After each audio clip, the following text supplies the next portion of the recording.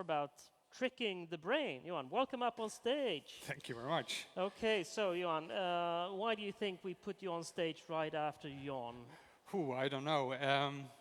Maybe he's because he's an expert of tricking the brain in the sense of how we perceive taste. Exactly. That's the point. So tell us a little bit about it yourself, Johan. I am actually a former chef, so my journey when it comes to taste and how we perceive taste started with Heston Blumenthal at the Fat Duck. This is like 17 years Legendary ago. for those of you who don't know the Fat Duck. Yeah, Fat Duck was, I think, before The Alchemist, and they were playing with ways of how we were perceiving the food and how they were driving innovation. So they were using sound, they were using colors, etc., in terms of priming our brain in a way. So I'm from that area. I'm a chef from the beginning, and based on what I learned from Heston Blumenthal and his team, I applied for the university. So I went to the university here in Sweden, Örebro University in Grythyttan. So I did my PhD there in sensory science and marketing, and been playing around with multisensory since then. You know, once you stop, once you go, you cannot stop. No, but it's interesting because, okay, so Heston, one of the founding fathers of molecular gastronomy, of course, and tricking people, and you've probably seen him on TV tricking people, almost like a magician in a sense. And that's also what you are doing now, but not just running around like a magician doing tricks, but you're actually seeing that, okay, we can apply these things to our novel food products out there, because taste is not just on the tongue, right? It's in the brain. Yeah. So basically what I say like every time is that taste is like an illusion. And taste is basically up in your brain. So what you perceive here in your mouth or by the smell receptors or whatever it is determined by the brain. So it's basically more around the context of the whole food experience or the taste experience that is affecting how we perceive the food. So you could play around with the colors. Colors on the plates matters. So if you're serving the identical strawberry mousse on a white plate or a black plate, it will taste differently. And you will perceive higher sweetness, for example, just on a white plate. And you will like it more on a white plate than on a black plate. But this, so when you see Joan's presentation here, it resonates with you that they use multimedia, other types of inputs in order to, well, change the taste of, or the perception of taste of the food. Yeah, of course, and that's what you can do. And you and I, we've been playing around with this as well. Yes, we have. So, and I think this is, part of the future in so many ways in terms of understanding how we perceive food and how you can use technology as well in terms of creating a better food experience, both for food itself, but also maybe being more healthy or more sustainable. Yeah. So I haven't been there yet, so I promised him that I will go this year. We'll go there together and try to reveal the tricks of the magician. And so. No, but we have done a couple of things. Let's just talk a little bit about them, because a few years ago you were at our gigantic food festival that, due to COVID, thanks COVID, we haven't been able to host now for 3 years, but it's coming back next year. And that is roughly 400,000 people down in the Kungsträdgården Park, and everyone is there, and we're serving the food of the future. Yeah. And you were there with an experiment a few years ago. Tell us about it. Yeah, so what we did was that we had a tent, and we were inviting people to come and taste chocolate and bread. But by doing so, they were also listening to different kinds of music or soundtracks when they were tasting the chocolate or the bread. And this is something we did with the university. So this was a research project which we are publishing as well, and it's a lot of data. So we had people there for 5 days, and they were queuing from 11 in the morning to 6 o'clock in the afternoon. And as a researcher, you normally don't have a lot of people to come to your research lab or anything like that. It's quite hard to recruit them. But in this case, they were just overwhelming, and we had to order more food. But people were waiting, they were coming in, they put their headphones on, and they were tasting chocolate and bread randomized, and at the same time we were playing different kinds of music. And what we discovered when we were doing this was that when you had a low frequency as a soundtrack, like a hip-hop music, the bitterness of the chocolate was significantly higher than you were having no music, or when you have a music with high frequency. So with the high frequency, the chocolate became significantly more sweeter. So just by altering the sound or the sound around the meal or the food can actually alter the taste of the product as well. And we kind of significantly as well, right? Yeah, exactly. Yeah, so it is. And this is based on previous data as well that researchers have done at Oxford University, but they did that with a small group, around 20 and 30 people, which is small. And what we had is about 2,000 people that were included in this study. Statistically significant. Statistically really, Okay, really very good. So, no, but that's fine. So basically, if we play hip hop, food tastes worse, and if we play other types of music, it tastes better, right? So. and this is important. Let's say just find the right music for a restaurant, or let's say McDonald's or Burger King around the world. You can actually lower the intensity or the content of salt in the food without the guest actually knowing anything. They feel like the saltiness is just about right, but the music is the one who's actually altering or affecting the intensity of saltiness. And that's Okay. good for health. Yeah, well, I think this is so that's sound. And then you said changing the colors of the plates also affects things. Sweeter if it's on a white plate. Could be. Could be. Yeah, and if you have the cutlery, if you want to have a more of a posh dinner, if you want to have your guest paying more for the food experience, have more heavier cutlery. So that then you feel that the food is tastier. Yeah, if you tastier have, and more expensive and more luxury. with heavier cutlery. Larger or smaller plates? Smaller plates make the food, this everyone knows, but smaller plate makes you eat less and you feel you are becoming fuller quicker than having food on a big plate, the classic buffet thing.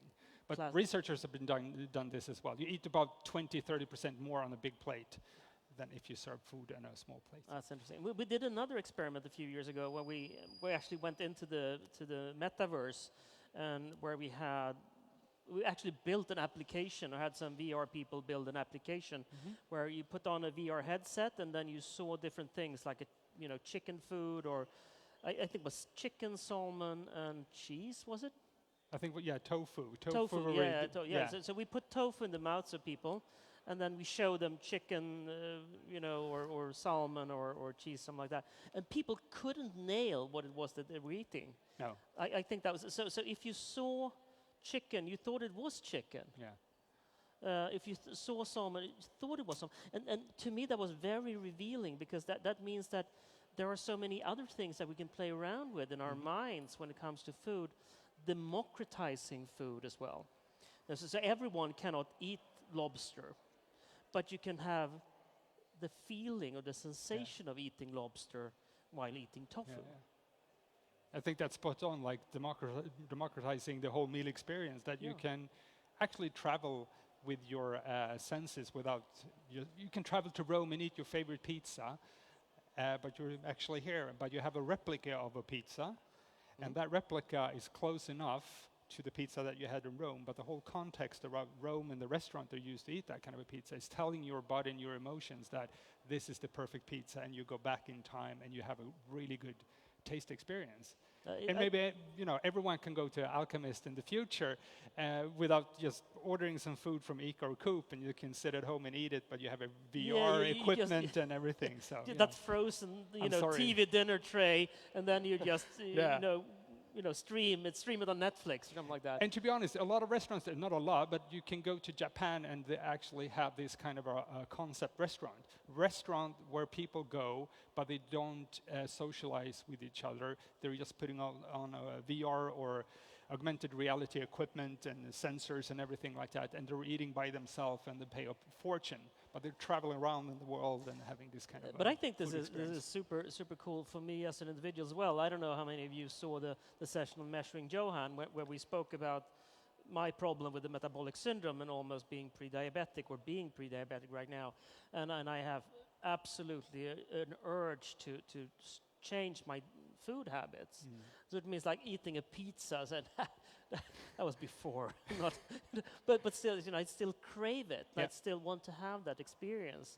And actually, having that experience in virtual reality would probably make me, cure some of my, urge to have pizza, right? So it can be an important, not just enjoyment, but also treatment method here.